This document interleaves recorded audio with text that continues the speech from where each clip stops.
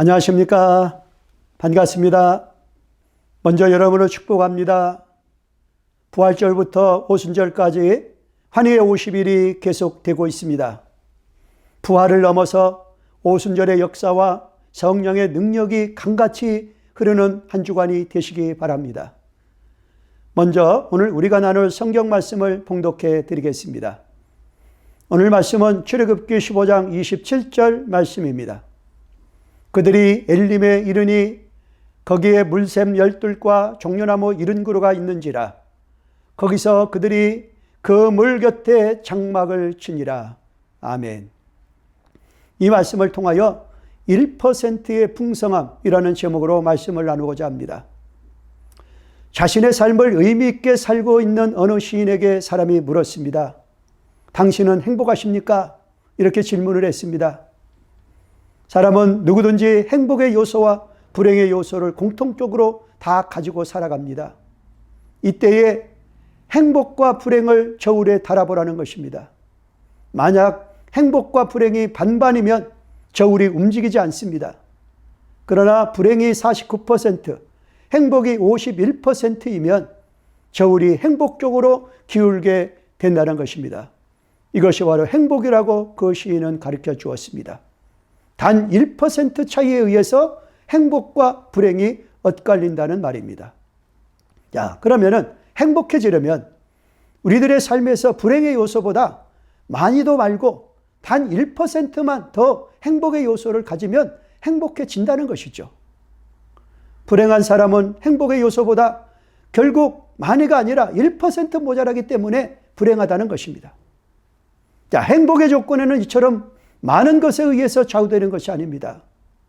행복의 비결은 약간의 차이가 있을 때 더 많은 수치로 기울기 전에 약간의 좋은 것, 단 1%를 행복으로 얼른 채워 넣는 것입니다.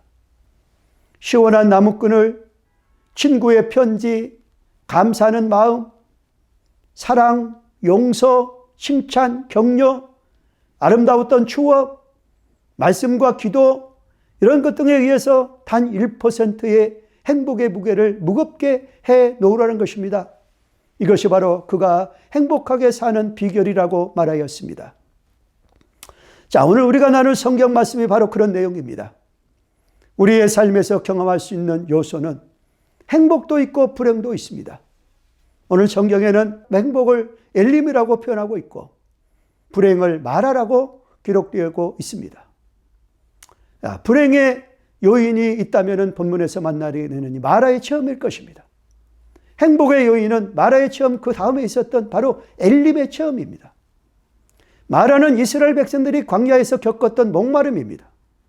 물이 없어 죽을 지경에 이르게 된 그 순간이었습니다. 천신만고 끝에 간신히 물을 구하긴 했습니다. 그런데 그 물이 마실 수가 없습니다. 너무너무 써서 그 물이 마실 수가 없는 물이었습니다. 우리도 살다 보면 이런 경우를 겪습니다.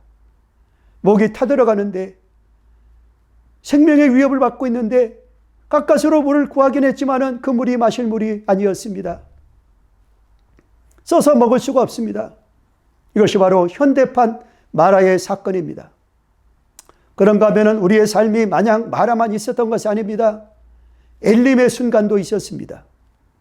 엘림은 마라와 아주 대조적인 현장입니다. 마라가 목마름의 현장, 마실 수 없는 쓴물의 현장이었다면 엘림은 그 반대로 펑펑 마실 물이 쏟아지는 풍성한 성공의 현장입니다. 물샘 12이 있었습니다. 사막의 종려나무 70그루가 마르지 않는 1년 12달 44철 푸른 잎이 시들지 않고 무한히 공급하고 무한히 채워주시는 푸른 그늘의 축복의 현장입니다. 우리는 지금 코로나라는 마라의 현장을 지나고 있습니다. 더욱 우리를 힘들게 하는 것은 코로나로 인해서 우리에게 다가오는 여파들입니다. 환경적인 마라, 경제적인 마라, 연일 계속되어 온 불신사에서 가져다주는 마라, 불경기의 마라가 우리를 힘들게 하고 있습니다. 어떻게 보면 우리는 지금 옛 출애굽 세대들이 겪었던 마라의 현장에 와 있는지도 모르겠습니다. 자, 오늘 본문의 말씀을 통하여 주시는 첫 번째 은혜의 말씀이 23절에 나옵니다. 그 말씀은 마라에 이르렀더니 라는 은혜입니다. 이 마라는 어떤 곳입니까? 앞서 말씀드린 대로 쓴 물이 있는 곳입니다. 목이 마른데 마실 물이 없어요. 고통의 현장입니다. 고난의 시간입니다. 실패와 역경과 순환의 시간입니다. 그들이 바로 마라에 이르렀습니다. 그들은 행복하리라는 기대를 가지고 여기까지 왔어요. 저 학정에 시달리는 바로의 소나기를 빠져나오게 했지만 하면, 그 무시무시한 홍해를 건너기만 하면, 자기들을 죽이려고 추격해오는 바로의 군대를 따돌리기만 하면 행복할 수 있으리라는 기대를 가지고 찾아온 현장이 바로 마라였습니다. 그들은 방금 전까지 노예로 430년간 고생하던 사람들입니다. 하나님의 은혜로 애굽에서 건져주셨습니다. 홍해바다를 건넜습니다. 이제는 추격해오는 애굽의 군대도 없어요. 홍해를 뒤쫓다가 모두 수장되었습니다. 이제는 안심하고 가나안을 향하여 나아가기만 하면 되는 그와 같은 순간까지 온 것입니다. 그러나 이제부터 광야의 삶이 시작되었습니다.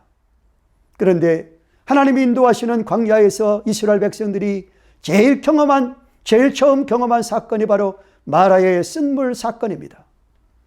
사막에서 마실 물이 없습니다. 물이 있어서 먹지 못합니다. 그것이 오늘 본문의 마라의 쓴물입니다. 자, 오늘 본문에 나타난 마라의 사건을 통하여 우리에게 주시는 의미가 무엇입니까? 그것은 홍해바다를 건너서 사흘길밖에 되지 않았다고 성경은 말해주고 있습니다. 그들은 하나님 앞에 잘못할 기회가 없습니다. 하나님의 인도하심을 따라서 이곳까지 온 거예요. 하나님의 말씀을 전적으로 순종하여 왔습니다. 그러면 복을 받고 더 잘 돼야 하지 않겠습니까? 그런데 정반대입니다. 단물이 아닙니다. 쓴물이 나왔습니다. 고통이 왔습니다. 이런 경우를 가리켜서 성경은 시험이라고 말합니다. 나에게 바라시는 하나님의 어떤 계획과 뜻이 있다는 말씀입니다. 야고보 사도가 야고보서 1장 2절 말씀에서 너희가 여러 가지 시험을 당하거든 온전히 기쁘게 여기라고 하신 말씀이 바로 이런 내용입니다. 아무 잘못 없이 고통이 왔다면 그것은 하나님이 주시는 시험일 것입니다. 그 시험은 통과해야 합니다. 그러면 나를 온전하게 인도하시는 하나님의 계획이 그곳에 있음을 믿습니다. 사랑하시는 여러분, 삶이 아름다울 때에, 하나님이 주신 복이라고 느껴질 때, 성공이라고 느껴질 때에, 모든 것이 내 기도처럼, 기대와 계획처럼 뜻대로 되어갈 때에 우리는 홍해를 건넌 사람들처럼 속옷치며 기뻐하며 하나님을 찬양합니다. 그렇다면 내 뜻대로 안 될 때, 하나님의 말씀에 죽도록 충성했지만 마라의 고통을 체험할 수밖에 없을 때, 그때 어떻게 할 것인가? 그래도 여호와 하나님을 속옷치며 찬양하는 그 믿음을 가질 수가 있겠는가? 마라의 현장은 이런 질문을 우리에게 던져주고 있습니다.